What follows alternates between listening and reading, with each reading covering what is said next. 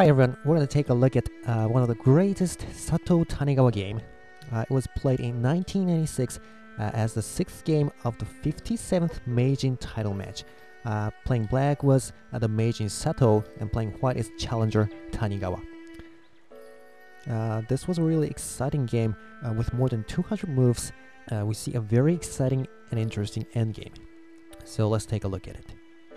This game is pretty long, so let's go fast with the opening. Okay, so black is static rook and white is 4th file rook defense. And as usual, white is using Fuji's system. He pushes the edge file pawn, thus black can't easily go for static rook anaguma. But here black makes a common countermeasure for it. It's pawn to 3f, pretending that he can go for a rapid attack. So white will have to start castling to 6b, but then suddenly black goes for static rook anaguma with bishop to 7g. Okay, white gives up the Fuji system attack and keeps on castling, so black can go ahead, king 8h and lands the 9h. But white has another countermeasure for it, and that is rook to 3b. He suddenly goes for rapid attack from his side on 3rd file. But black cleverly deals with it. With silver to 6f. Its meaning is after bishop to 4b opening the rook's file, black plays bishop to 6h protecting the 3rd file. So white can start the attack, so gold to 5b from the left, Mino castle, so now the bear goes into the hole, king to 9i. Okay, pawn 5d, silver 8h, and pawn to 4e, knight 3g attacking that pawn, so silver protects that with 4d, threatening to attack on the 3rd file. So rook to 3h protecting that file. Okay, white waits, pawn to 6d, gold 7i, king 6c, they keep castling, gold to 5i, going backward, 7d, gold to 6i from the right, knight to 7c, and gold to 7h from the right. Right now here, pawn to 6e, so it goes back to 7g, and we see a 4-piece anaguma, which is a very hard castle. So black seems to be a little bit better at this position. But then white opens the battle in the 5th file, pawn to 5e. Black takes, white recaptures. Right now black makes a pawn sack on 2d, pawn recaptures, and rook to 2h, trying to make a bishop trade in the next move. But rook to 2b, of course, but then black plays opposing pawn to 2e. What black is trying to do is he wants to offer a rook trade because his castle is stronger than white's castle. And if white rejects it, black can go ahead here and attack in the silver bishop. So white won't take it, of course. Bishop to 5c, and after black takes a pawn, pawn drop to 2f, blocking the rook. Very good. But pawn to 3e, this is very interesting and exciting because it's blocking this diagonal, it's blocking this diagonal. So many things can happen, but white calmly makes a pretty cool tactic, pawn drop to 5g, a dangling pawn, and his sacrifice. He's trying to force the bishop to come near to the silver, and then blocks the bishop with pawn to 4f. You see now that the bishop is on 5g, this pawn promotion is much more threat than it was on 6h. Okay, so black takes it, but then bishop 3e. Very good. Okay, knight leaps over to 4e, but the rook takes a pawn on 2d, threatening a pawn promotion. But rook to 3h, trying to trade the rook with a bishop, so bishop goes away to 6b, 7a, sorry. And black has a very good pawn drop to 2e. Yeah, very good. If he takes it, the rook can go ahead. So he can take it, so rook to 1d. Not a very nice square for a rook, but still this pawn promotion is a threat for black, but SATOU ignores it. And a very interesting pawn drop to 5d, a dangling pawn. Okay, white doesn't want to take it because the generals would get apart. So actually, white goes ahead with pawn promotion to 2g, but black ignores it and pawn promotion to 5c. Very exciting. So white takes the rook, black takes the gold, silver recaptures, and another pawn drop to 5d. Very good. Okay, this time white defends with pawn to 5b. Okay, but pawn to 1f threatened to capture the rook, so pawn to 3, opening the escaping route. But anyway, black drops gold to 2d. Okay, rook drop to 2g, attacking the bishop. Bishop goes back, and he takes the gold. Pawn takes it, and rook promotes. So actually material balance is equal again, but here's a very good dragon. But you know, the difference of these two knights, it's something. Black's knight is better. Right now, here SATOU has a really nice idea, and that is he suddenly goes for king's head and pawn 7e. Very good. You'll see white's castle is not a very good structure now, so it's a very good idea to attack directly on the head. So pawn recaptures and silver advances to 8f, attacking the pawn. Okay, pawn to 7f, but black goes ahead with silver to 7e. Well, white wanna drop a pawn there, but he can't. And even if you promote it, this bishop will counterattack the silver, so he can't promote the pawn, so he just moved to go to 7b. Well, black doesn't have a pawn, so he can drop it to 7d anyway. So rook drops to 6a. Okay, silver to 5d, taking a pawn. Okay, silver marches over to 7d. Gold to 6b. Rook runs to 4a, promoting. Pawn to 5d, taking the knight. But actually, black doesn't lose the knight for nothing. He has a very good counterattack. Knight to 3c, unpromote, attacking the knight. If he takes with a dragon, you can take the knight. And actually, Tanigawa played knight takes 3c, but black can then take the lance, so still equal material balance. Pawn to 2a, blocking the dragon, dragon to 1b, and then dragon to 2i. Okay, this is very powerful. We can easily see the knight drop in the next move. Okay, but dragon to 4b goes in. Okay, knight drop to 7g, of course, but lance 8f. Strong attack. Black is going for the 8c square. Okay, white goes ahead, taking knight on 8i. Gold recaptures, but another knight drop to 7g. Yeah, it's a threat mate. So black takes it, pawn recaptures, and bishop recaptures, and another pawn drop to 7f.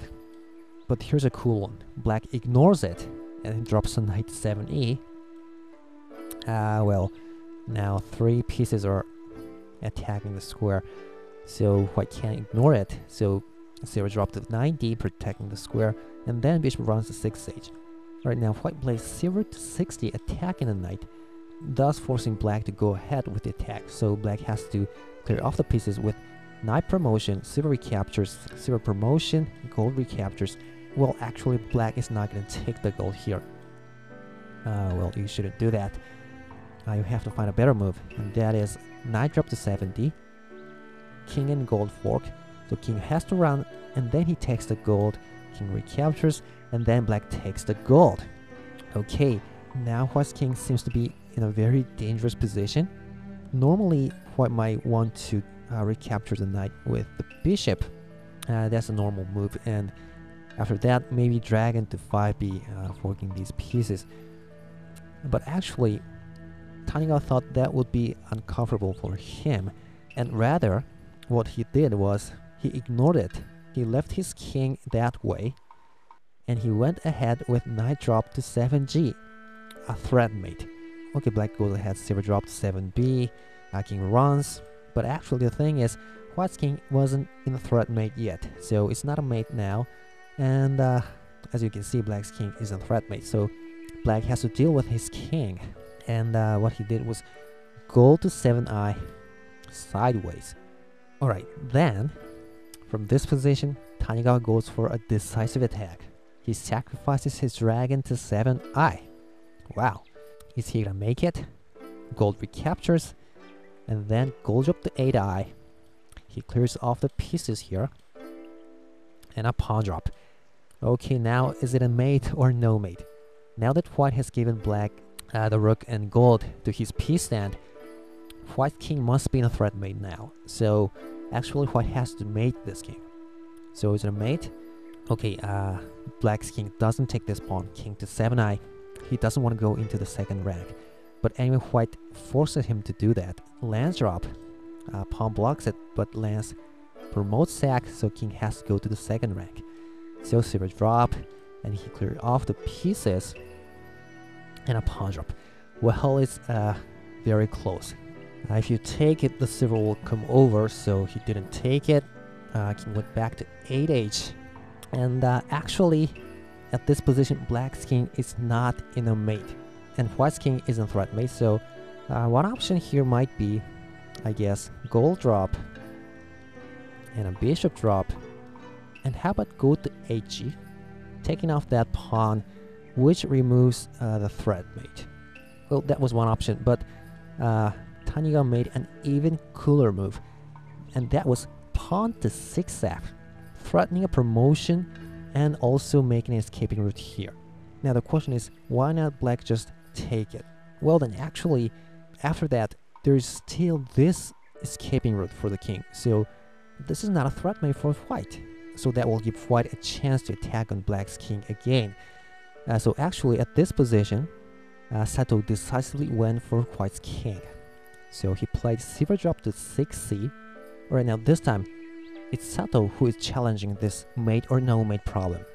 Okay, silver takes it, silver recaptures, unpromoted, king runs to 6e, pawn takes it, checking, king recaptures, and pawn drop to 6g.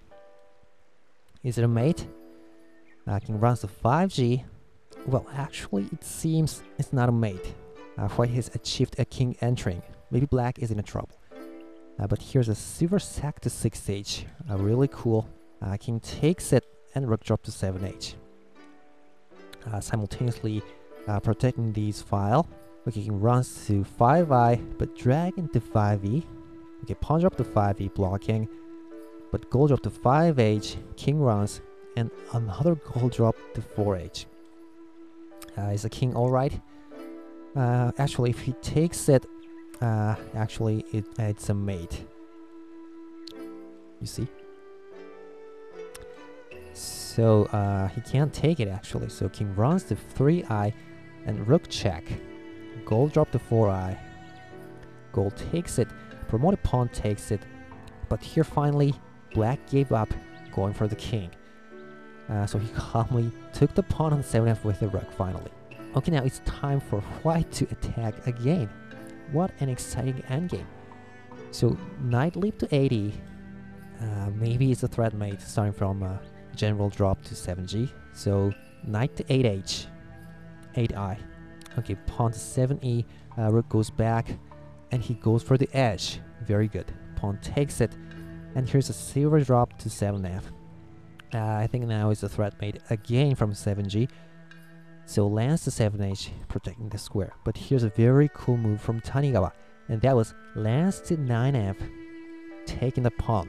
Well, it's very good, because if Black takes it, he'll use that pawn to here, which is a very strong threat mate.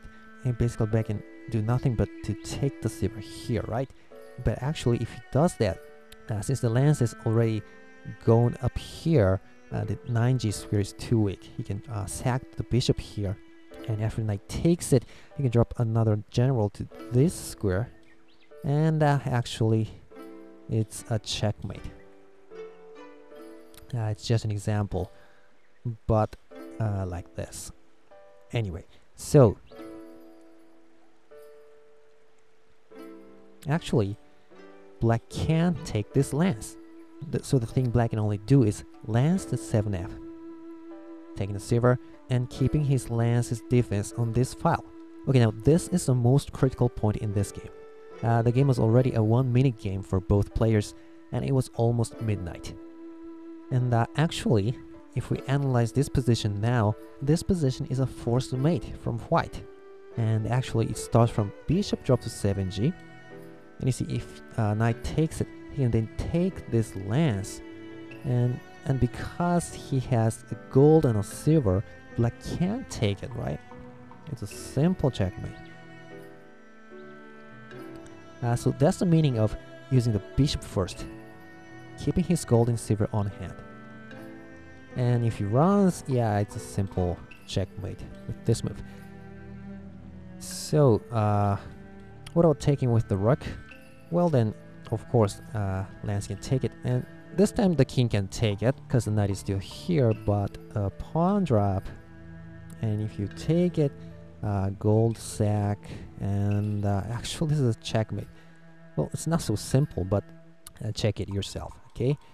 So anyway, it was a mate if White dropped a bishop here, but actually since it was already a 1-minute game, Tanigawa couldn't drop this bishop, and instead he dropped a silver to 7g. Well, actually he thought this was also a mate. So let's see whether it actually is or not. So black took it with the knight, but then he took the lance with the lance promote. Now the difference from where he dropped the bishop first is that black can actually take it this time, right? Because white doesn't have any silver anymore. However, Tanigawa thought this was also a checkmate, because actually there is another very good attack here, and that was lance drop to 9a. So it seems it's a checkmate too. You know, you can't block it because of this knight, so let's say he runs and for example pawn drop, and anyway you have to go over to the second rank so he can take this, and just an example, but gold drop, and it's a checkmate, right? So what's wrong with dropping the silver first? It's a checkmate too. Well, actually it wasn't. You know why? Now let's see the move that SATOU made here, and that was pawn drop to 9f, a middle block. Okay, white has to take it, and then he moved the king to 8i. Well, they went with the same line I've shown you just before. Pawn drop, king runs, and knight promotion, king takes it, and pawn takes the lance. However, king to 8f, and this time gold drop to 7e is not a mate. He can get away because of that middle block here. Very cool. Alright, but it's not over, because there's another lance check from white. Lance to 8a. Okay, now it seems black's king is over. If he just simply blocks it, gold drop again, and actually a simple checkmate. You see the bishop's covering this square.